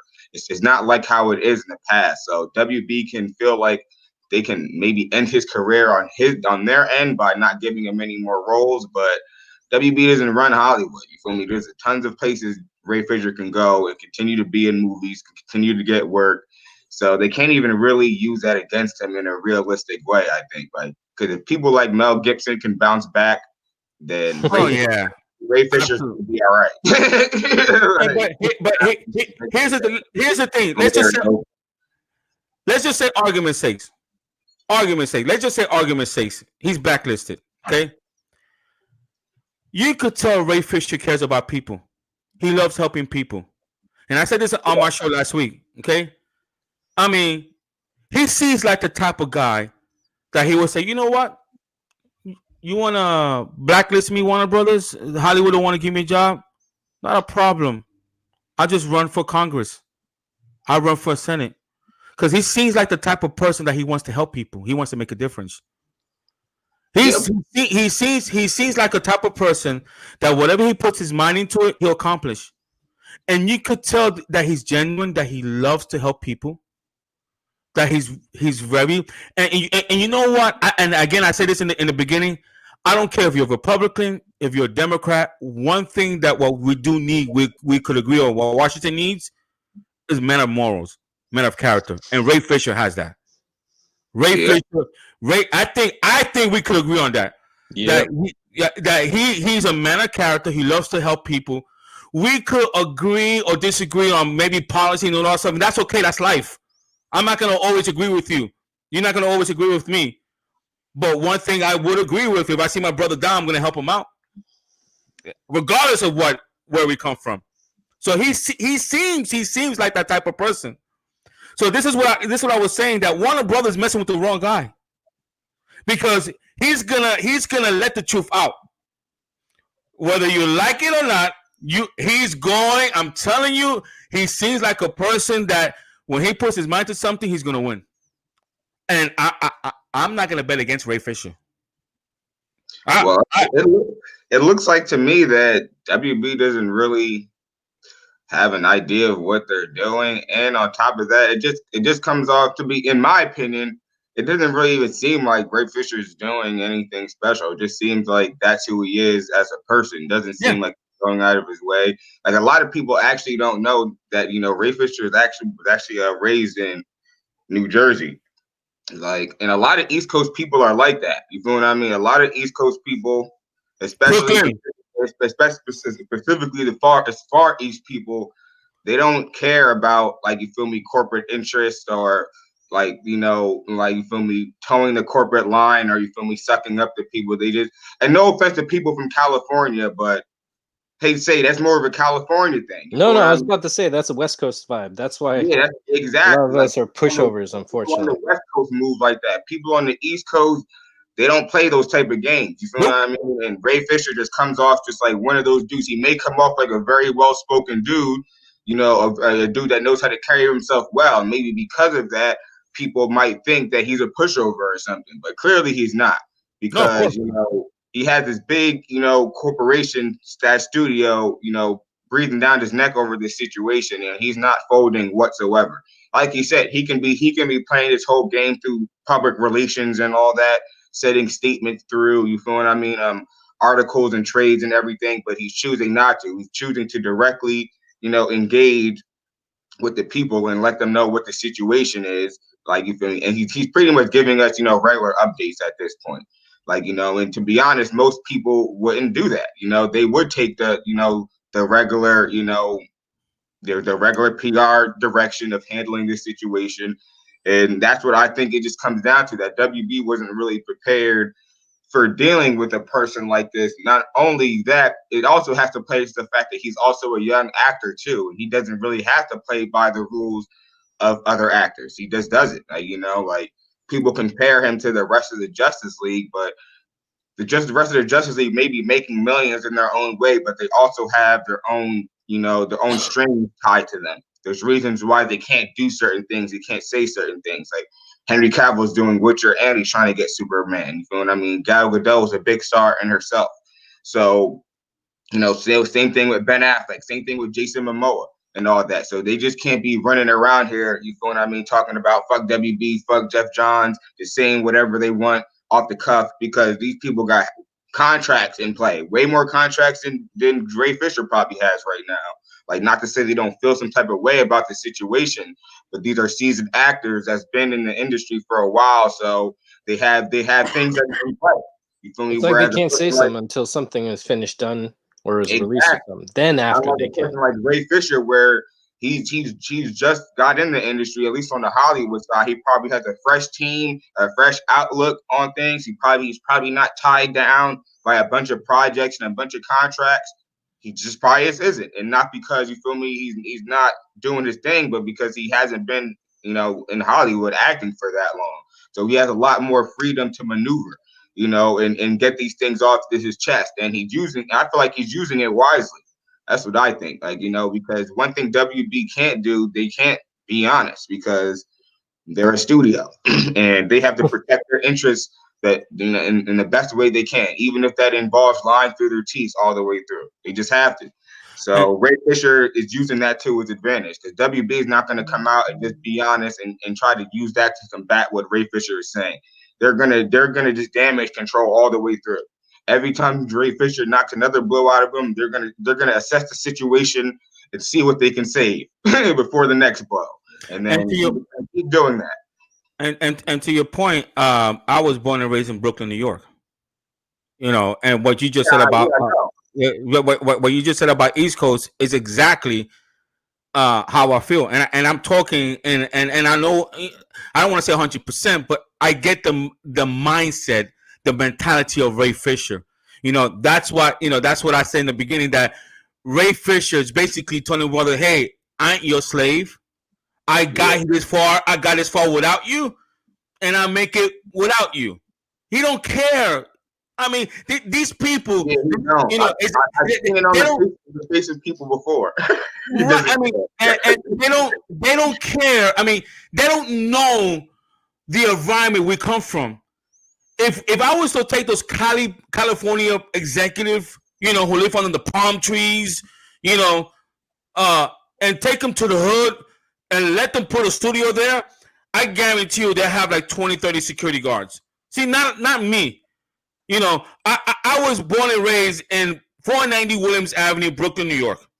And I was raised in the 80s and 90s, where walking out of the projects, there was people who were selling drugs, guns, and to me it was just life.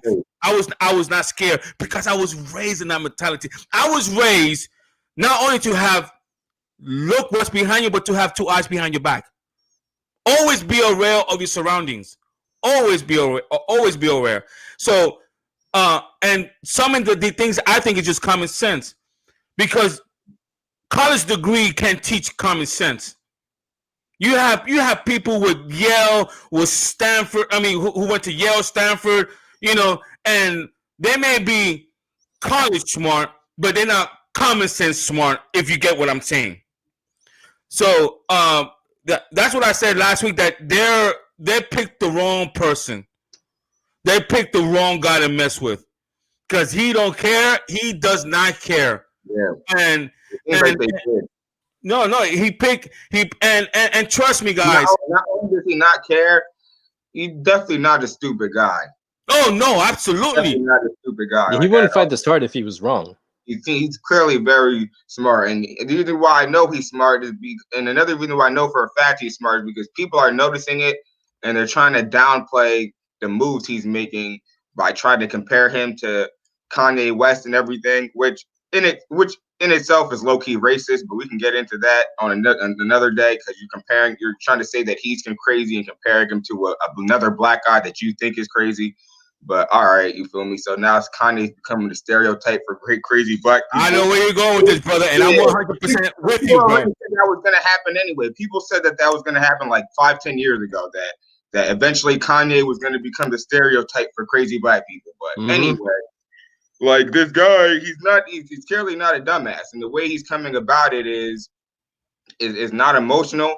It's very chess, in my opinion, and I don't know, dude. With the way WB has been coming about it, has been backwards. It feels like they've been just taking steps back. Because if you just look at it like, they were supposed to get rid of Jeff Johns. When Diane Nelson, Joss Whedon, John Bird, Kevin Sujihara, when all those people got up out of there, he was supposed to go with them. You know what I mean? And I think that you can say that Ray is right or wrong for taking advantage of the situation, but what he really is, he's taking advantage of an obvious L that WB left, and a lot of studios and companies do this, where they have fall people to take the fall for things that they mainly didn't have anything to do with. Remember, Diane Nelson said Jeff Johns is no buddy of hers at all. So I was just talking about that last week and earlier on, and I'm saying, Miss Diane Nielsen, tell us the reason why you're not a fan of Jeff Johns, because it cannot be because of his work. I mean, any normal person, it's not about his work. It's not about his work. Yeah, it's not. It can't be about his work. It's just strange. It's like, I gotta put it like this. Like I was saying, corporations and even studios are very good for holding on to the person that caused all the bullshit and then getting rid of a few fall guys. They're good for doing that. They even with the whole Ellen DeGeneres situation, they've been trying to get Ellen fired for a few weeks now, and then she threw some fall guys out there. And now they're saying that she was doing even worse stuff on set. You feel what I mean? Where apparently she was, manipulating staff members and setting traps for them on set.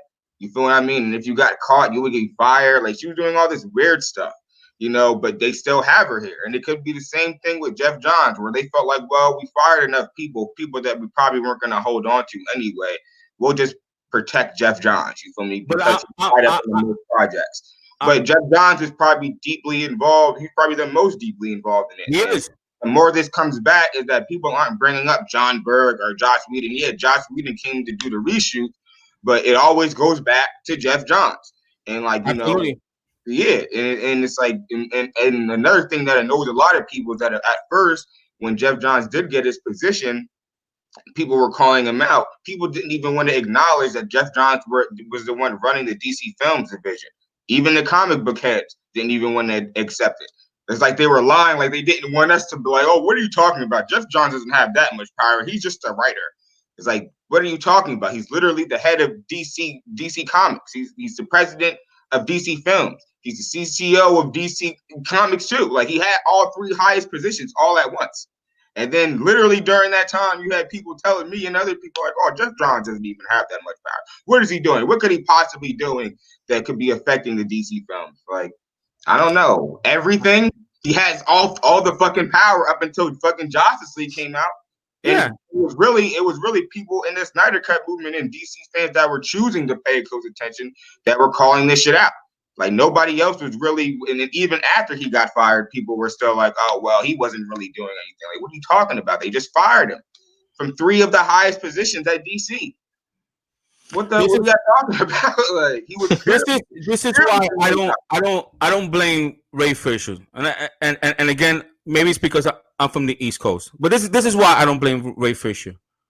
If it's and I believe him, because like I said, there is no way that Ray Fisher would, who's a new actor, who's trying to make it in his business, trying to establish himself, it's gonna come out publicly if it wasn't true. So, this is why I back up Ray Fisher. That if Jeff Johns did all the things that he did to Ray Fisher by telling him we have another Cyborg movie, threatening him, okay? Oh man, I would have done the same thing that Ray Fisher is doing. You know what, Jeff? You remember when you threatened my career, this and that? Oh no, now I trust me. I will be doing the same thing now. Now, Mr. Jeff Johns, is your pants wet now? Do you have is your pants brown right now? Now, who's replacing who right now? I mean, it's just. I mean, I would have done the same thing as with Ray Fisher, and I'm telling you, you're gonna see more people back up Ray Fisher now. I mean, you already started with Jason Momoa. You already started with, and again, I know her real name is not Iris West, but I'm gonna call her Iris West because, huh? Kirstie Clemens. Yes, Yeah, Miss Clemens.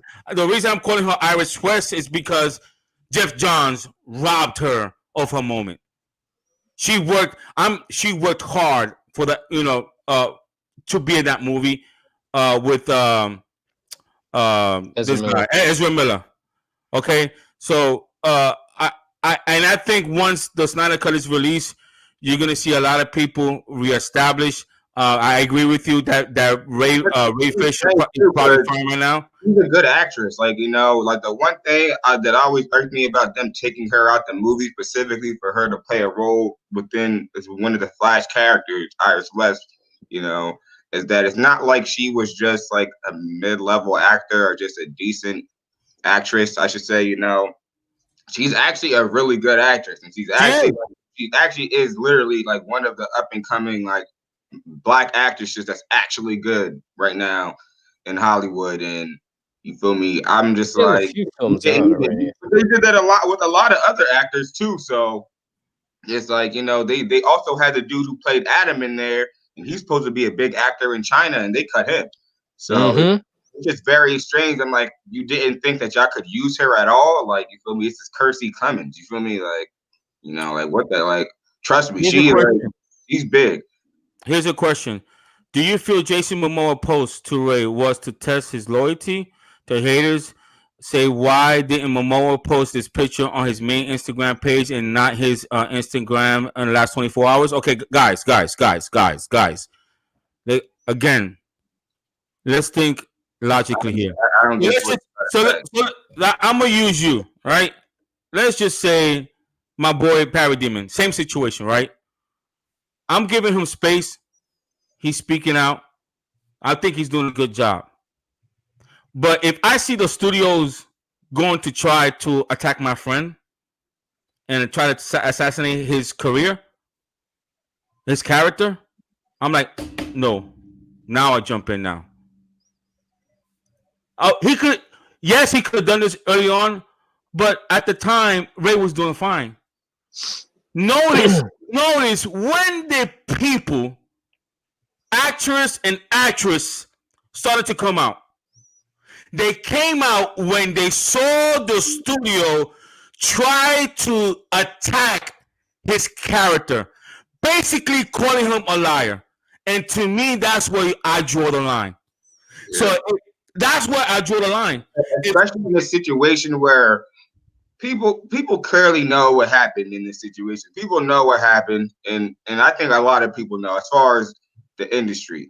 It's like, and that's why you can't move the goalposts on this one, because y'all had your goalpost. It was right there, and the goalpost was, why hasn't the rest of the cast and crew come out and said anything?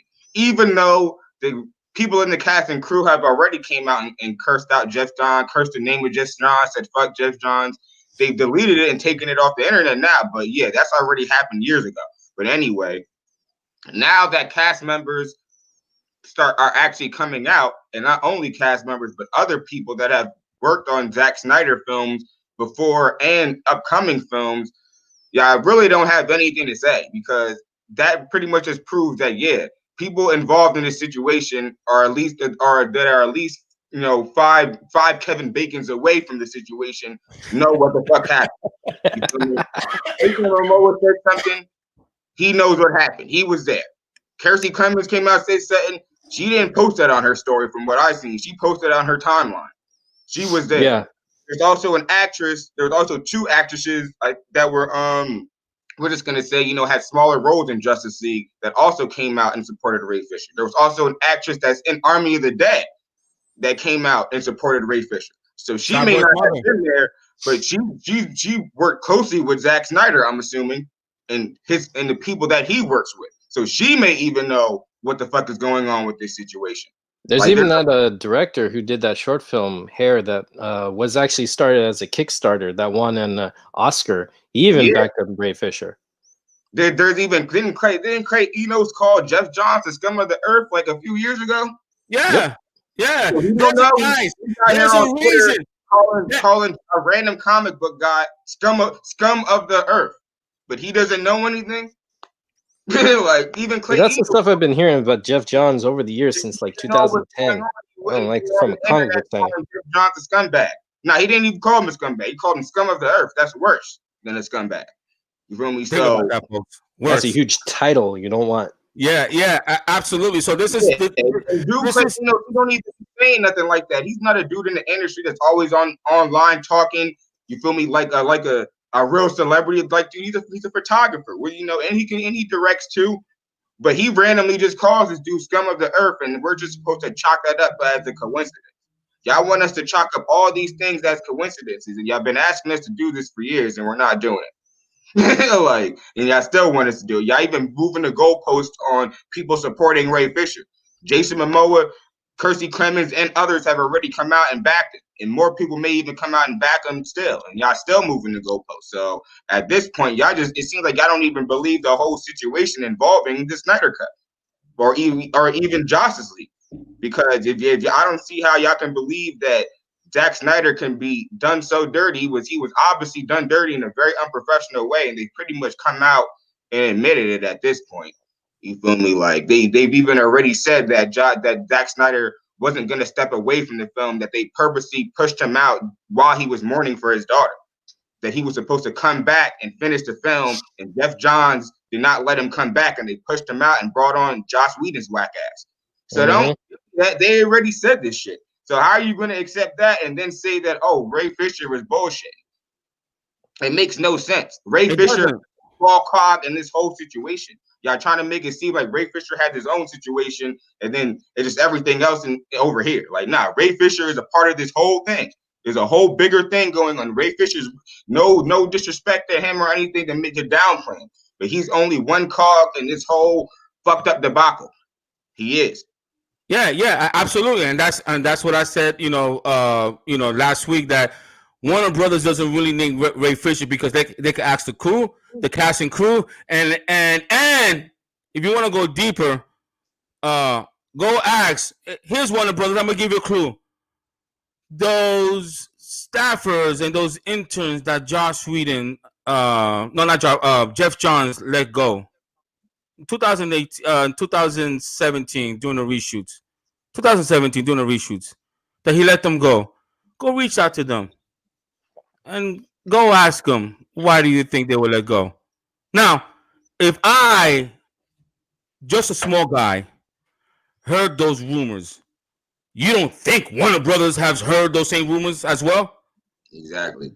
I mean, so like you were saying, this goes farther deep, and even Ray Fisher himself, to his credit, said it. This goes beyond me.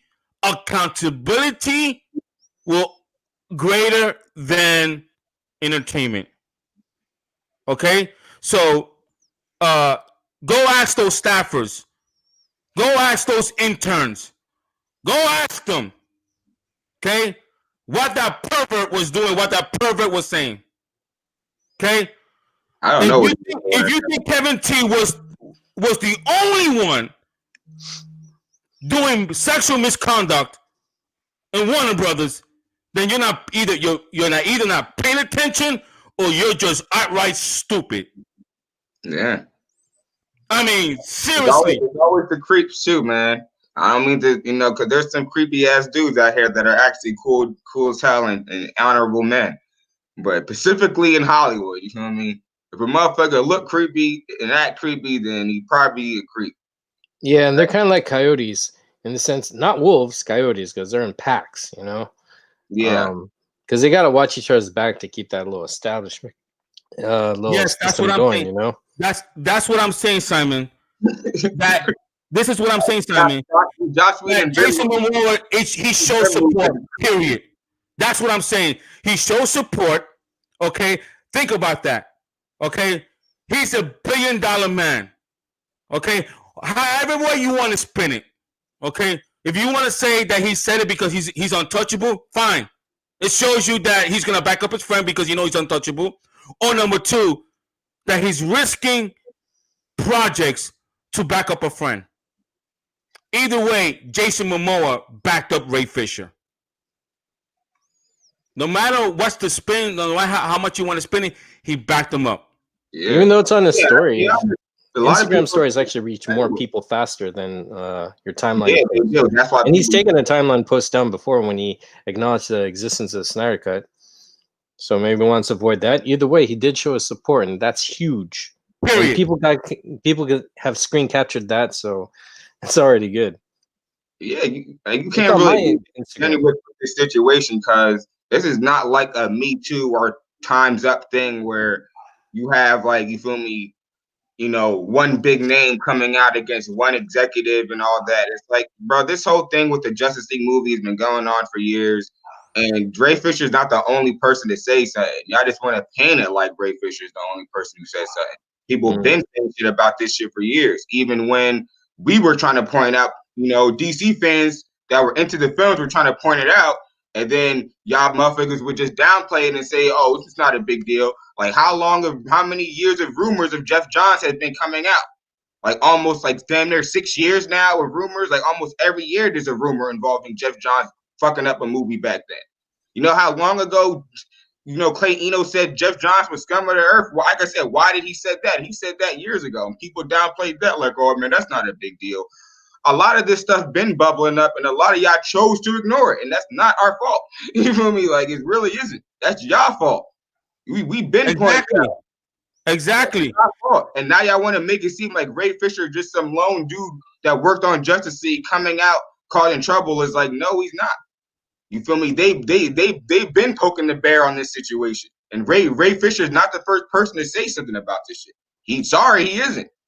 He was just one of the biggest names because he played Cyborg.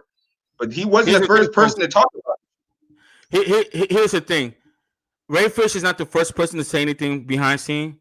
However, he is the first person that Warner Brothers underestimated that is speaking up public, and he's not going to back down. Because Warner Brothers did not expect this. Warner Brothers thought that Ray Fisher was going to get scared, back away, and make more movies and not speak up. Then mess with the wrong dude. Like he was saying, Parademon, the guy was raised in New Jersey. Okay? Just let that and I'm not trying to say California people ain't smart. I'm from New Jersey. Jersey's a boring and depressing state. A lot of motherfuckers don't care about shit out here. Like they definitely don't care about your feelings. Like they don't. Yeah. Like you said, truth doesn't care about your feeling, and that's what Mr. Ray Fisher, he's speaking the truth. So Warner Brothers did not expect Ray Fisher not backing out. They are shocked that he's standing firm. And Ray Fisher, I'm telling you, if Warner Brothers thought that the Snyder Cut movement was big, if they dare lay a hand, and when I mean lay a hand, affect his career, if Warner Brothers, if you thought the Snyder Cut was big, oh, you have no idea what's waiting for you if you touch Mr. Ray Fisher. I'm telling you, it's going to be bigger than a movement. Okay, it's really dumb on their part because they could have hid behind this Snyder Cut thing and actually, maybe got a little bit of, respect back off of it. But now, since, the way they're coming about this, now WB's just back on the shit pile. You feel what I mean? Everyone's just be like, yeah, Warner Media cool, AT&T cool. fuck Warner Brothers though. Y'all on some bullshit. Like that's Right. just And how. this is where Ann Sonoff this is where she needs to step up. This is where Ann Sonoff needs to step up. She needs to step up and save her company. This is the reason why she was brought in, to clean up Kevin T and all those perverts mess. She needs to stand up, because if she does not do nothing, in my eyes, she's exactly like them, because she allowed it to happen. She did not do what she promised when she put out that mission statement. Mhm. You asked off. You promised when you became CEO that things was going to be different. Well, you know what? Put up now. Show me that things are different. Show me. Hold those people accountable. Hold them accountable. So, guys, we're gonna wrap this up shortly. I got some now. You know, I gave 2 hours attention. Now I got my family who's gonna be coming home. So, has anything happened in DC Fandom Part 2? Because I don't have it on. No, I'm gonna check it out after this. Actually. Yeah. You don't know, yeah. So, I'm hoping that we get the Superman announcement. That's what I'm hoping for. I'm not saying it's gonna happen, but that's what I'm hoping for. The air cut, I am not worried about the air cut, because it's not if but when. So it's just a matter of time. Ayer's been talking about it a lot on Twitter and everything. So yeah, especially if y'all see him talking about it, y'all see David Ayer on Twitter. He's openly talking about it. So that should tell you that we're gonna get it. See, see, what's the difference between the Snyder cut and the Ayer cut? The Snyder cut was not a short thing, and Zack Snyder was quiet. He let us fans speak with them. Like you say, a Parademon, David Ayer. Not only he's talking about it, but he's openly not caring. He's giving detailed information. So that means we're getting the Ayer cut. We're gonna get it. I just don't know when the announcement is gonna be made. Would it be today? Would it be Christmas Day? I don't know. It would just make sense, because like WB, what they need to have all the quintessential versions of their DC films out. Like, and if they're really trying to make these films better overall in the future, one thing that is going to help, the whole pot is going back and releasing, the superior versions of these films. It's like, you can't do this whole having them sitting there on the shelf any longer. Like, they need to have a good catalog of modern DC films that people can jump into, regardless of what I may feel about some of the films. Like Shazam, I think that film was whack. But they need a good catalog of modern DC films, and there's too many holes in it right now. Obviously, Justice League is about to be filled. Then we need to fill You need to fill Suicide Squad with David Ayer's cut. You feel me? And then hopefully, the set of films that we have from there will be a more solid one. Because that's what, and it may seem stupid to say that now because the films are already out, but I'm telling you, in the collector sense and in the sense of when the people are looking back on these movies, they need that cut out. Like, they do. So release the Ayer cut for sure. Right. And regardless, my point of view is, regardless if I feel that the movie was good or not good, one thing I do agree on, that these directors do need to make their movie. Because if they're gonna be judged by a movie, let them be judged by the movie that they put out. Like I told many people, I don't say it publicly, but like the Watchmen. I didn't like Watchmen, but you don't see me bashing Watchmen. You don't see me, posting hating videos for Watchmen. Why? Because you have people who work hard. You have people who work hard on that movie, and it's okay not to like a particular movie. It's okay.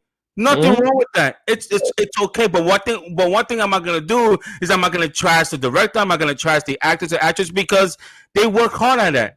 And it's okay. It's okay not to like a movie, but what is not okay is that these directors don't put out the movie that they want. It's not fair to these directors that they get judged by a movie that they didn't make. Like, they're blaming Zack Snyder that Justice League bombed when it's not his movie. I mean, that's the point, really. And at the end of the day, we can cry for the directors all we want, but at the end of the day, I'm not Zack Snyder and I'm not David Ayer. You feel what I mean? Yeah. I don't even worry about what I feel. You feel what I mean? And the way I feel about it, from my perspective and the fan perspective, is that it is disrespectful for fans to have to put up with a inferior version of a film, and not even to say a bad film. Like I said, I think Shazam sucks. I think it's a bad film, but I'm not saying that everybody does or that it is. But imagine I if thought it was okay. imagine if the Shazam was a film like Justice League, where it's so badly made that it really doesn't even deserve to be considered a film. At least, Agree. It's well enough made on a technical level. You can say like, yeah, this is a movie. Can't really say that about Justice League. You feel me? Or even in some sense, it's Suicide Squad. It's just such a jumbled mess that is disrespectful to the fans and to the IP at that point, and it does need to be rectified. And it's also, like you said, it's also very disrespectful to the director because they made it and you got their name on it, and it's not the shit that they made. So that's a big deal. Like all these things keep going up level to level of how it just has an effect on the art. Period. Yeah, and I take it offense too, because when they make such changes to simplify, because usually all these changes are to simplify it, I take it as an insult as an audience member because they're assuming that the audience is stupid, and I don't like that. That's a backhand to me. Yeah, agree. So, guys, thank you so much for really joining me. It was a pleasure having these discussions. Like like I told many people. Now comes the fun part. Nah, you're good, man. You're cool, man. I understand. This is the fun part doing shows that we could talk about rumors and if you're the type of person that you're gonna believe every rumor, then please don't watch my show. I mean, because not every every rumors are true. Now, rumors could be. I don't believe any rumors, but I listen to all of them. Yeah, exactly. I mean, I mean, last year. I mean, everyone, 95% of the media had Kevin Durant going to the Knicks. That was the rumor. Yeah. And he went to Brooklyn. Does it mean that these reporters were lying when they said that they heard rumors that the Kevin Durant was going to the Knicks? No. Rumors sometimes could mean that it could be started by fans. I agree with that. Or number two, it could be that these studios are having these discussions. It could be put out. Yeah, sometimes studios, they talk about something and then they let the rumor out to see what the public is saying, to see whether if it's people like the rumor or not. And again, things always evolving. Now, so this is the fun part about doing this show, that we could discuss about rumors, what we want to see, the Batman versus Deathstroke, and all that kind of stuff. So information is power at the end of the day. So yeah, exactly. Like, I know a lot of people hate the scoopers and everything out here, but don't give them too much shit. Just listen to them. Take the pieces that you feel like make sense, and then choose your own perspective on it. That's all you really got to do. And stop taking everybody's word as bond, especially when it comes to rumors, because you can, at the end of the day, sometimes you can put together like 5 rumors and end up finding the truth. Like, I mean, sending shit out there to misdirect. Sometimes shit is true. Sometimes shit is a false truth. Like, you know what I mean? So even a rumor has its place. Like, let's just be honest. Like, it does. Yeah. I mean, back in 2008, I got killed when I said that I heard Ben Affleck will consider. See, they don't say that part. They have selective reading. I clearly said that it would consider coming back as modern day Batman if it's to finish Zack Snyder's vision. I got called liar. I got called that would never happen. I got no source. I made that thing up. And now in 2020, was Louis Centeno right? Absolutely. Who's back? Now, it doesn't mean that I get everything right, because obviously I got 2 things wrong. But you were close enough. I'll give you a strong 85% because you did say that when the Snyder Cut is announced, you feel me, Ben Affleck would come back, you feel me, as Batman in some capacity. Yeah. And that is what happened. You feel me? And if you add in what Culture Nerd said in there too, they kind of just, put a more focus on it of when it could happen and how it could happen. But absolutely. For a while that we need to get the Snyder Cut out first, and then Ben Affleck would be back. And you called him, man. So you got that. Yeah. Now, it doesn't mean that I'm always right. But you got it right enough. Yeah, exactly. And it doesn't mean I'm 100% right. Obviously, I got 2 things wrong. I got which I feel horrible. And my guy told me, do not run with that. Do not run with the Matt Reeves thing. And the idiot me, I tried to be the first person, because honestly, think about it. If that would have been correct, the first person would have said that would have been me. So that obvious, I took the chance and I paid for it. I was wrong. I got that wrong. Not everybody gets everything right. Again, I always tell people the Kevin Durant baseball trade rumors, basketball trade rumors, right. So I try not to do too much scooping now. What I do now is that when I hear something, I send people DMs so they could see. Like, folks, you don't believe me? I could give you 4 names. The first DC fandom on that Monday, the week before, I sent 5 people direct message telling them that Ben Affleck was going to be on the panel. Now, I didn't say it on public Twitter because I don't want to. I just don't have the time. Me getting COVID-19 just totally changed my thing. Like I'm not gonna. I debate with passion, and I like to do comebacks. So now I'm doing it selectively now. So now I'm not going to engage in every dispute. I know. The timeline is unhealthy. Right. So I just chose that, but I sent it to 5. I sent it to 5 people. Okay. They know, and I heard that, okay, and it happened. He came on the panel, okay. I heard before the Man of Steel panel, I DM a couple of people, and kudos to Mr. Wes Ashley and Subject Review who said it publicly. Yes, Louis DM me telling me that Henry Cavill was gonna appear on the Zack Snyder watch party, and it happened, okay. So, but when I hear scoop that I feel like is credible, that I feel like, okay, this sounds legitimate, I'll send a few people DMs, so they have receipts. But when it comes to public scooping, I'm done with it. However, I will come on my show, talk about something I've heard. Even if you got a scoop that's wrong, you're still benefiting the community. People just act like assholes, you know what I mean? Because if you got a scoop that's wrong, then we got something to check off the list.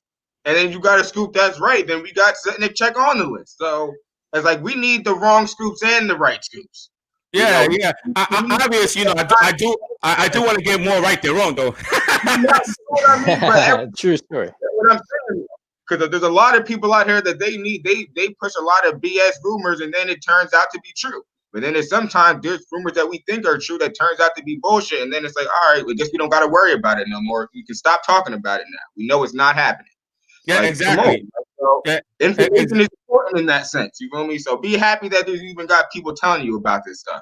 That's true. That's true. And it actually was those same fans that actually pushed me to do a show. So this is why now the reason I don't do shows every day is because I want to be different. I want my content to be different. Chris Wan could put out a show every day because that's his style, and his show is more informational. I want my show to be different. I want my shows to be about the guests, to get to know you better about the guests, to get to know how you think. So, and if I make it every day, then it's not special. It's sort of like Brock Lesnar, with WWE. He's there all the time. It's not a big deal. I feel what you mean with that. Yeah, exactly. Yeah. So, guys, please enjoy your day, my man. I'm working on something special, man. I hope, man, because I actually reached out to Karen Bryson a couple of times. I've chatted with her. Obviously, she can't come on the show or any show because of NDA. But my dream is to have her and Ray Fisher on my show, so we could explore the mother and son connection that is in Zack Snyder Justice League. Obvious the reason that I feel that's close to my heart because my mother's no longer with me. She died of asthma back in 2006. So that's something that I look forward towards. The Snyder Cut has a piece of everything that everybody looks forward to. I look forward towards everything, but I'm looking forward towards that connection. So hopefully, I think I could get Karen on once the Snyder Cut is released and then she's no longer under NDA. The only way I could get probably Ray Fisher is through Karen. So, but that would be a dream of mine. So, guys, enjoy your day. Enjoy the DC Fandom Part 2. Obviously, if any news during the week, which I'm kind of expecting, huh? I'm not watching that. Oh, you're not watching that? Okay. No, now I actually gotta go and I have to help my wife right now. She's been patient. She's let me, kudos to her. She Happy let me. wife, happy life, man. Yeah. She lets me do my thing, man. As a matter of fact, I call her the producer of the Louis Centeno show because it actually was her that did the background. You see all this background? It's her. Hey, all right. Yeah. Yeah, it's all her. So She's your Deborah Snyder. yeah, absolutely. Oh yeah, I wish, bro. I wish. But anyway, Parademon, thank you for hopping on, man. Thank you for giving me a few minutes. Lord Koji, it was a pleasure, man. Really a pleasure having you, man. Thanks I really for having appreciate me, brother. All right, man. Everybody's watching. You too, Lewis. All Have a right, great thank you, my brother. All right, guys. Thank you for joining me, guys. I really appreciate it, guys. Please, I would encourage you to watch last week's program, last week's YouTube show. It was I was told by many people it was the best epic rank they ever heard from me, and one of the best on YouTube. I dare anyone to find better than that one. So, in any event, guys, please enjoy your Saturday. Stay safe, love one another, spend time with your family. And I'll see you probably not next week because next week's my anniversary. But I'll see you in a couple of weeks. Okay. All right, folks. Enjoy your day.